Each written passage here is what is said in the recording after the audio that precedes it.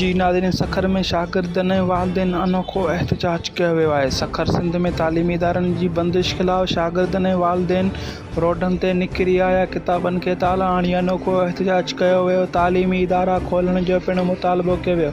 उन मौक़े ते अॻवाननि चयो त हू सिंध जी तालीम पहिरियां ई तबाह थी वई आहे। सिंध हुकूमत कोरोना वायरस जी आड़ में तालीमी इदारनि खे वधीक बंदि रखण जो हुकुम जारी कयो आहे।